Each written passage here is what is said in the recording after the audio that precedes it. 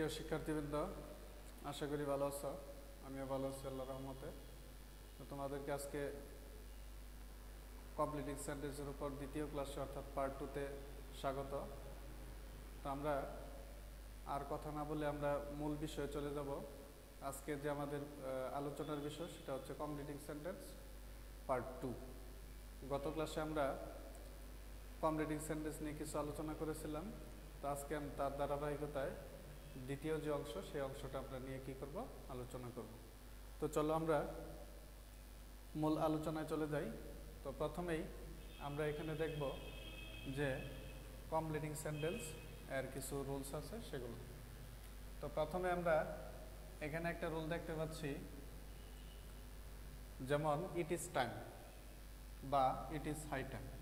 It is time বা it is high time এদের একটা নির্দিষ্ট অর্থ আছে, সেই অর্থটা হচ্ছে উপযুক্ত সময় বা সঠিক সময়। তো এখন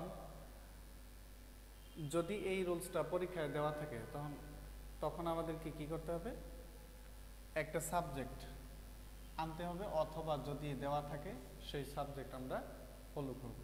যদি সাবজেক্ট দেওয়া থাকে তাহলে আমরা যে ভার্বটা পাবো সেই ভার্বে কি করতে হবে, পাস্ট ফর্ম করতে হবে, অর্থাৎ পাস্ট ইনডিফিনিট টেন্সে আমরা নিয়ে যাব। তারপরে অবজেক্ট দিব, যদি অবজেক্ট আমাদের প্রয়োজন পড়ে সেক্ষেত্রে আমরা দিব। নাম্বার 2, ইট ইজ টাইম বা ইট ইজ হাই টাইমের দ্বিতীয় যে সূত্রটা আছে সেই ক্ষেত্রে আমরা দেখব এখানে কোনো সাবজেক্ট থাকবে না, একটা প্রিপোজিশন টু থাকবে এবং কি থাকবে, একটা ভার্বের প্রেজেন্ট ফর্ম থাকবে। অর্থাৎ এইটুকুর একটা নাম আছে, সেই নামটা হচ্ছে কি টু প্লাস ভার্বের প্রেজেন্ট ফর্ম থাকলে আমরা তাকে কি বলবো, ইনফিনিটিভ অর্থাৎ নন ফাইনিট ভার্ব। এই ক্ষেত্রে আমরা অবজেক্টের কথাটা বলবো যদি প্রয়োজন পড়ে। হ্যাঁ, আচ্ছা। তারপরে আমরা তৃতীয় যে রুলসটা লিখছি সেক্ষেত্রেও ইট ইজ টাইম বা it is high time. It is time, it is high time আমরা আগেই বলেছি যে এটার অর্থ হচ্ছে উপযুক্ত সময় বা সঠিক সময়। তো এই সূত্রটার ক্ষেত্রে একটু ব্যতিক্রম আমরা লক্ষ্য করব, যেমন একটা প্রিপোজিশন কি আসছে, ফর। এখানে প্রিপোজিশনটা হচ্ছে কি, ফর।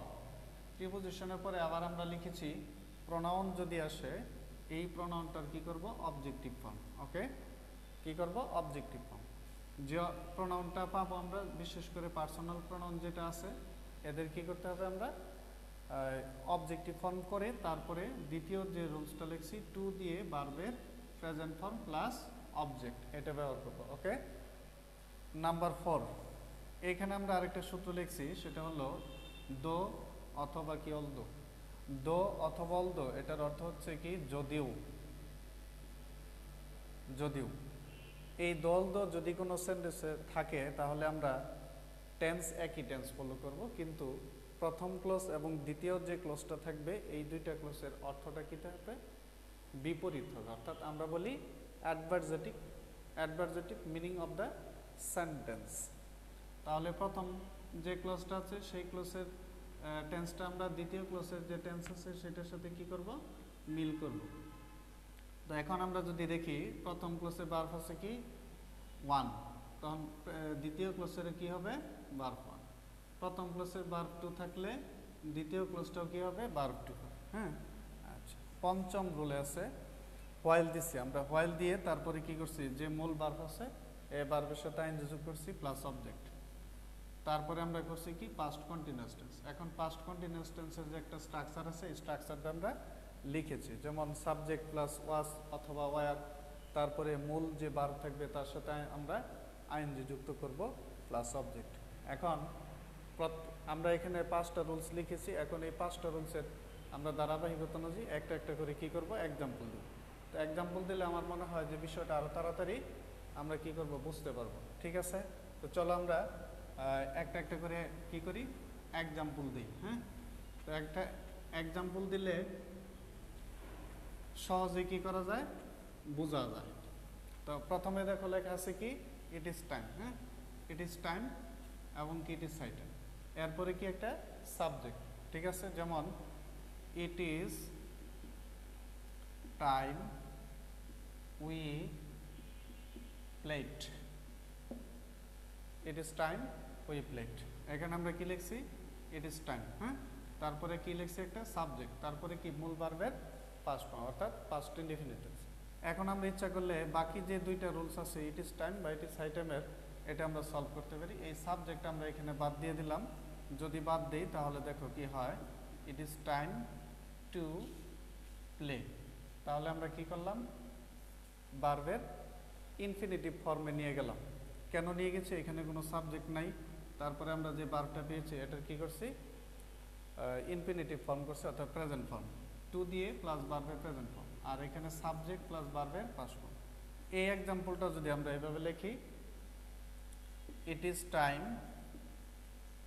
যেমন এখানে কি দিয়েছিলাম উই, এটা যদি আমরা ফর দিয়ে লিখি, ইট is time for us, it is time for us. আমরা ওই রুলসে লিখেছিলাম কি, রুলসটাতে কি লিখেছিলাম, ইট ইজ টাইম প্লাস প্রোনাউনের যদি ফর প্লাস প্রোনাউনের অবজেক্টিভ ফর্ম, তাহলে এখানে উই ছিল, এটার আমরা কি করছি, অবজেক্টিভ ফর্ম করছি।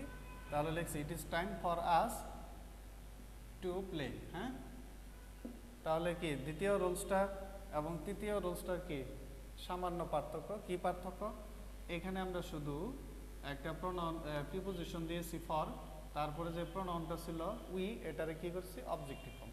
এরকম যদি আরও প্রোনাউন আসে, প্রোনাউন যদি দেওয়া থাকে পরীক্ষার খাতায় এই প্রশ্নে, সেই ক্ষেত্রে আমরা কি করব, ওই প্রোনাউনটাকে অবজেক্টিভ ফর্ম করে নিব। প্রথমে আমাদের কি করতে হবে, অবজেক্টিভ ফর্ম, যেমন আই থাকলে মি, উই থাকলে আস, হি থাকলে হিম, এরকম আমরা চেঞ্জ করব।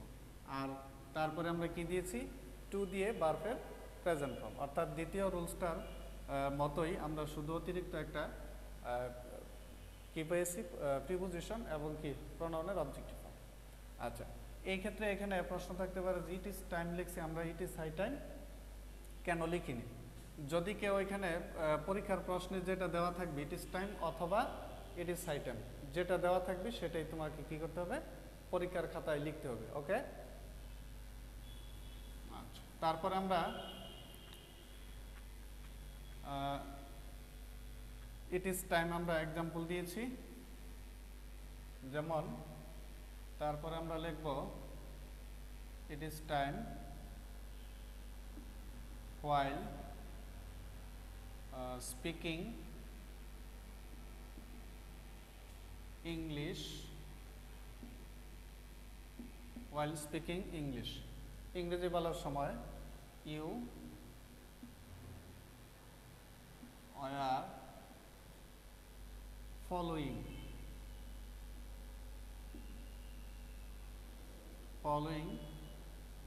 the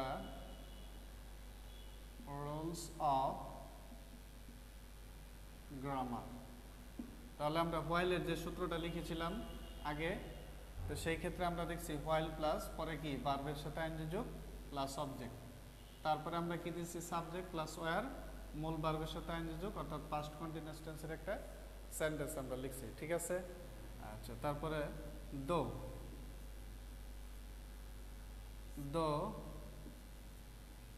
ইউ আর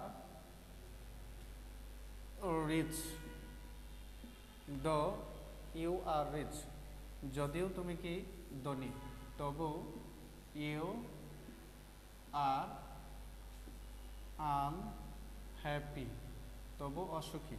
অর্থাৎ দো যদি কোনো সেন্টেন্সে থাকে সেই ক্ষেত্রে আমরা যে ভার্বটা দেখব, প্রথম ক্লজ এবং দ্বিতীয় ক্লজের ভার্ব কি থাকবে, সেম, একই টেন্স, কিন্তু প্রথম ক্লজে একটা অ্যাডজেক্টিভ দেওয়া আছে, দ্বিতীয় ক্লজে একটা অ্যাডজেক্টিভ দেওয়া আছে। এই দুইটা অ্যাডজেক্টিভের কি আছে, বিপরীত অর্থ দেওয়া আছে। অর্থাৎ যদি দো থাকে কোনো সেন্টেন্সের শুরুতে, আমরা যে ভার্ব বা পরের যে সেন্টেন্সটা লিখবো, তাহলে দ্বিতীয় ক্লজ এবং প্রথম ক্লজের কি করব, ভিন্ন অর্থ করব, অর্থাৎ নেগেটিভও করতে পারি সেক্ষেত্রে, কিন্তু সেক্ষেত্রে আমরা নেগেটিভ না করে বিপরীত অ্যাডজেক্টিভগুলো লিখলে সবচেয়ে বেটার। তাহলে আমরা এখানে যদি টেন্সটা পরিবর্তন করি ওয়ার, আর এখানে যদি আমরা লিখি ওয়ার, তাহলে কি পাস্ট টেন্স হয়ে গেল।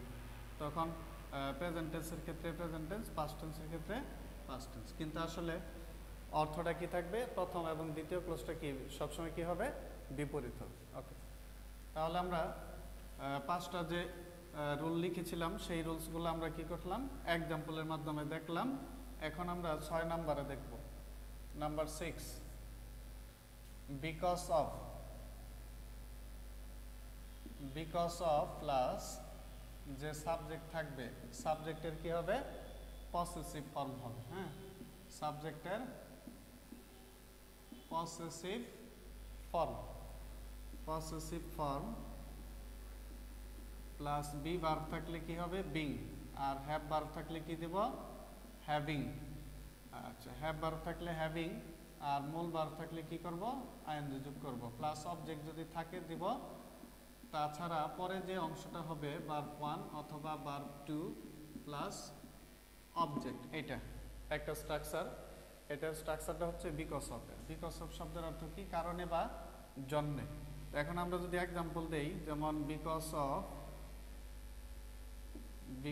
অফ মাই বিং বিজি, আমি ব্যস্ত হওয়ার কারণে, অর্থাৎ আমার এখানে আমি সাবজেক্ট যেটা লিখছিলাম আই, এটার কি করেছি, পসেসিভ ফর্ম। তাহলে আমরা লিখেছি কি, বিকজ অফ মাই, পরে বি ভার্ব ছিল অর্থাৎ এম, আয়ের পরে কি বসে এম, এটার আমরা কি করছি, আইএনজি যোগ করছি, তারপরে অ্যাডজেক্টিভ।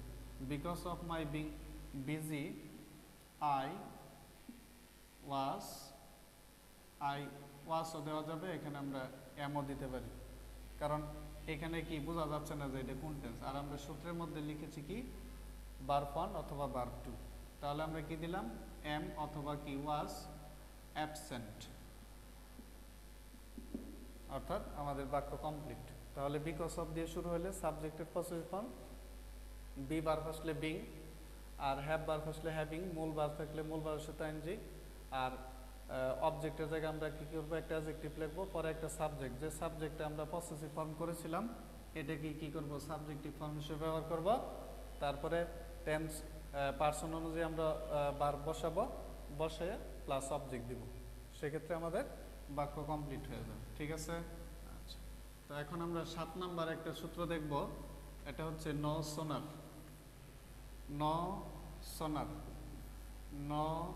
থাকলে দিব কি, হ্যাড, তারপরে কি দিব, সাবজেক্ট, তারপরে কি দিব, ভার্ব 3, তারপরে কি দিব, অবজেক্ট, প্লাস দেন, প্লাস আবার সাবজেক্ট, ভার্ব 2 প্লাস অবজেক্ট। এটা যেমন আমরা যদি উদাহরণ দেই, নো সোনার, যদি আমরা উদাহরণের মাধ্যমে বিষয়টা স্পষ্ট করি তাহলে দেখা যায়, no sooner had you opened the door then I appeared.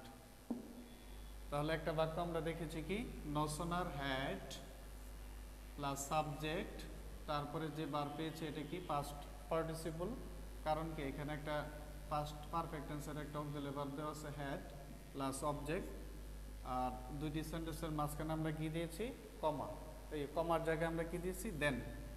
দেনটা হলো নোশনের সাথে রিলেটেড, প্লাস সাবজেক্ট প্লাস ভার্বের পাস্ট ফর্ম। নোশনারের মতো আমরা আরও দুইটা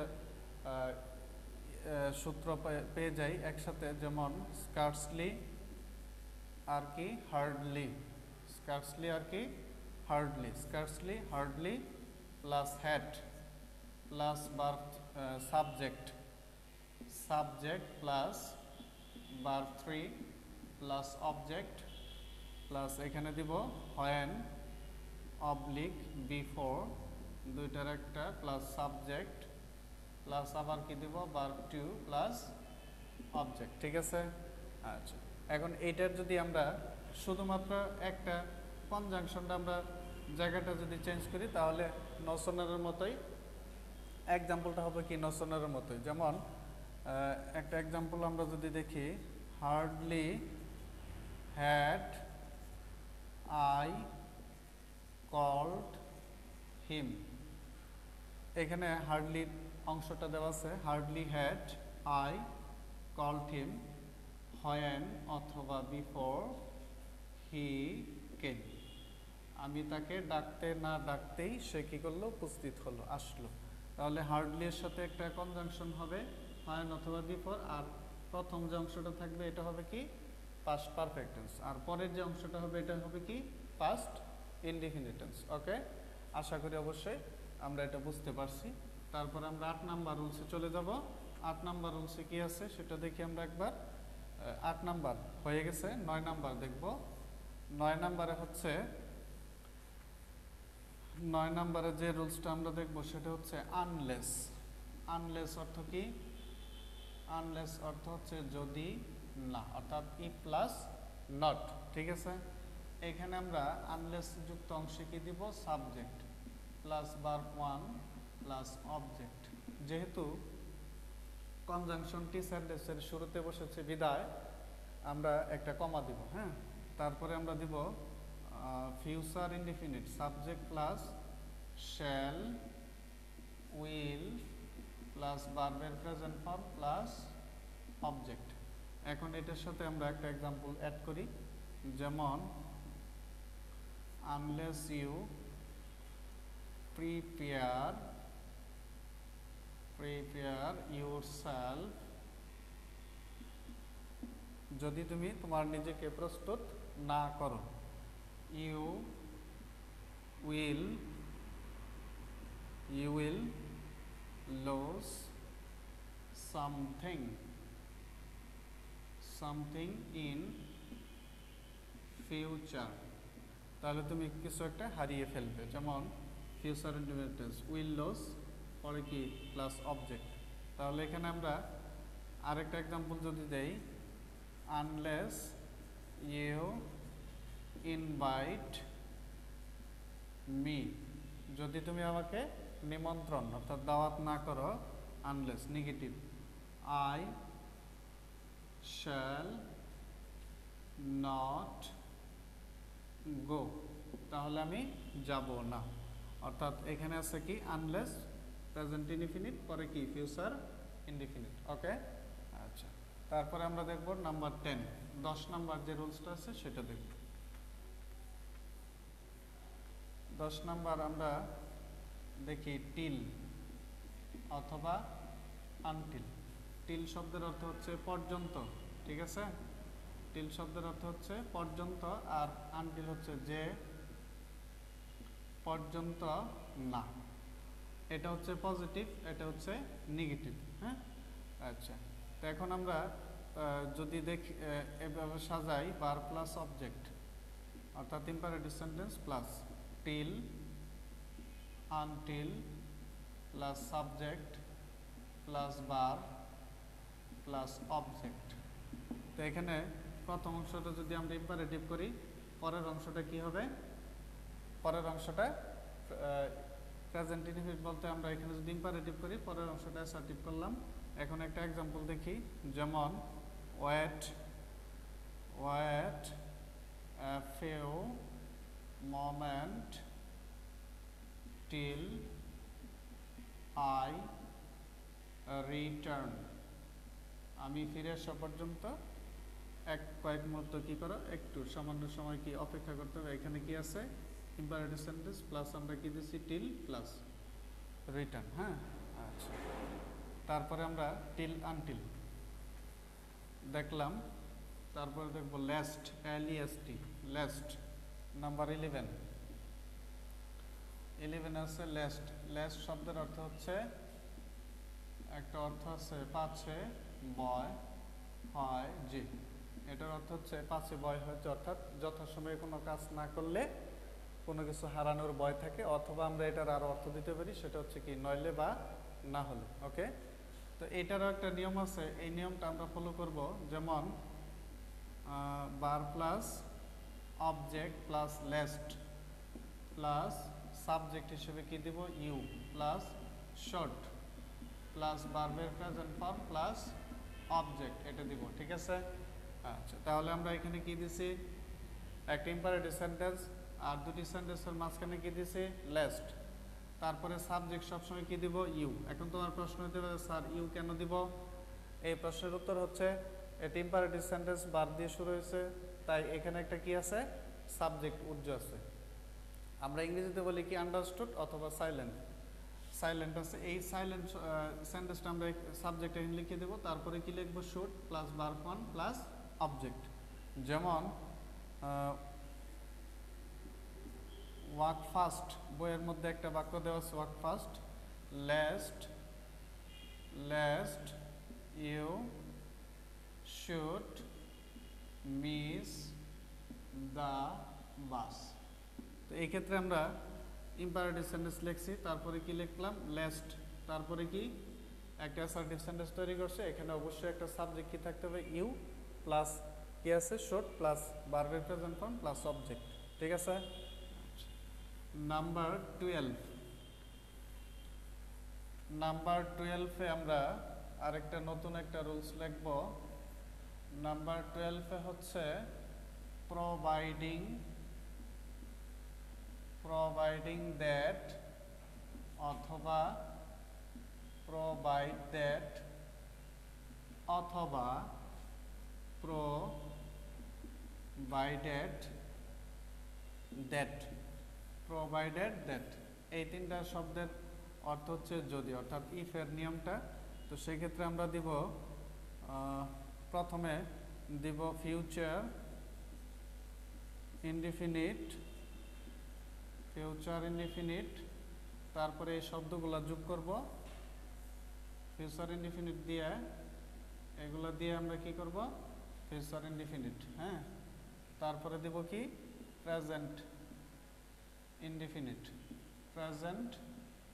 ইনডিফিনিট ব্যবহার করব, অর্থাৎ আগে এবং পরে এই দুইটা, এই শব্দগুলোর মাঝখানে আমরা থাকবে, আর দুই পাশে দুইটা যে ক্লোজ বা বাক্যাংশ লিখবো, সেটা প্রথম যে সেন্টেন্সটা সেটা হবে ফিউচার ইনডিফিনিট, পরে যে সেন্টেন্সটা সেটা হবে প্রেজেন্ট ইনডিফিনিট। ওকে, তাহলে আমরা এক্সাম্পল দেখি। যেমন ইউ উইল fail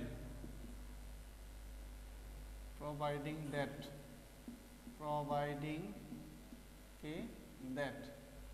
তুমি অকৃতকার্য হবে যদি, providing that you are indifferent to your study, যদি তুমি তোমার পড়াশোনায় কি হও, অমনোযোগী হও। তাহলে এখানে কি লিখছো, ইউ উইল fail, তুমি অকৃতকার্য হবে, প্রোভাইডিং দ্যাট, যদি you are indifferent to your study, যদি তুমি তোমার পড়াশোনায় অমনোযোগী অর্থাৎ উদাসীন হও। ঠিক আছে। তাহলে আমরা প্রথমে দেখছি কি ফিউচার ইনডিফিনিট, পরেরটা কি দেখছি, প্রেজেন্ট ইনডিফিনিট। ওকে, আচ্ছা, তারপরে যে রুলসটা দেখবো সেটা হচ্ছে